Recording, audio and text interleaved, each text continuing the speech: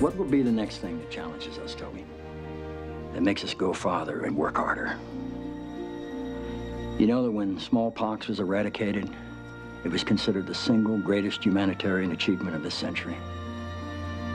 Surely we can do it again, as we did in a time when our eyes looked towards the heavens, and with outstretched fingers, we touched the face of God. Here's to absent friends, and the ones that are here now. Cheers. Cheers. Great TV, great episode. That's just one of the many moments from the show The West Wing that made it so beloved among not just TV followers, but also people in politics who knew, sure, that there was a nice, gauze of goodness out of all of it. But at least the politicians I know, yes, there are some dirty ones, but the vast majority do it for the right reason. I really mean that, okay? Now, you won't find bigger fans of that show than Andrew and myself here. We'll watch every episode multiple times. But the show was a tribute at the end of the day to public service and servants. The people in that administration weren't doing it for the almighty buck. Now, even if you disagree with the politics of the characters, they were competent, qualified people who sincerely wanted to do better, to make the country a better place than the one than before they went to work there. It's a theme we've seen before from Mr. Smith Goes to Washington, American President, other great films and shows. But that seems to be a bygone era nowadays. Today, it seems that every time you turn on any show that has to do with politics, you've got either a crook, a philandering lawmaker, somebody that's knocking off their enemies, sometimes literally, etc. You know the shows from The Scandals to House of Cards, and I can go on and on.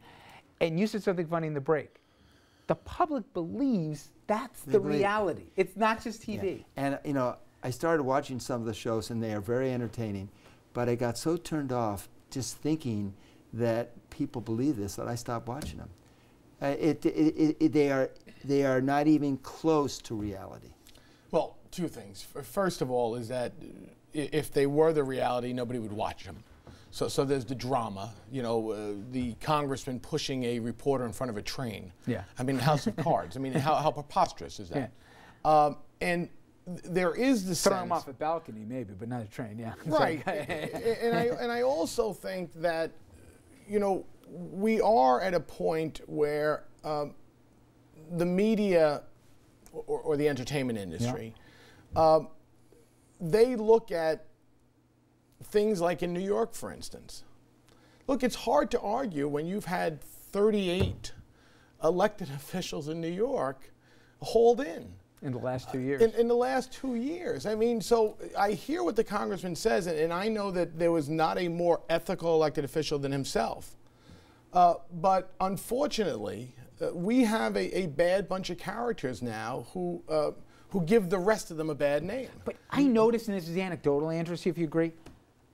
I remember when you used to, in class, what do you want to be when you grow up? They'd say, a lot of times, not just president, I want to be whatever.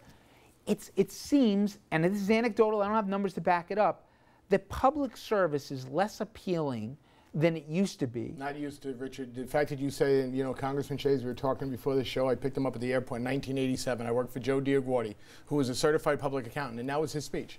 He used to say, can you imagine? I used to be a certified public accountant. I've heard we were number one. We were the people that people looked up to and respected. I decided to take a job that nobody respects and nobody looks up to. And that's true, but that's been the way for it's worse now, though, don't you yes, think? but that was 1987. That now is a long time ago. Do you think these kinds of portrayals make it harder to find people who will go into public service? I mean, you've both spent parts of your careers in public service. Would you really? I mean, you were a great public service, and I mean that. We could disagree on 2 or 3 items, but you were a great public service. You cared about the people you served. You look at everything now, that everything you do, every restaurant you eat at where someone's clicking a photo of you, you're having a conversation with this one, every item on your tax return. And when you make one mistake, you're dead. Just one, even if it's an innocent mistake. So do you want to put your family through that? Would you go back in time now, if you were to start all over, would you today, knowing would you put your family through that now? I would have run. But what's happened in the last few years is they used to try to find scandals about you. But now what opponents do is try to make life so miserable for the candidate that either the candidate or the spouse doesn't want to back in politics.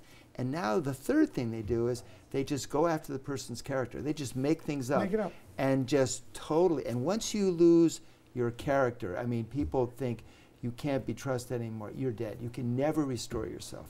So my wife, by 06, by 2004, she was thinking, I'm not sure I like this. By 06, she really didn't like it. And by 08, when I lost, there was a part of her who was happy that I lost. Happy, right. All right, we're going to wrap things up on RFL right after this. Stay with us.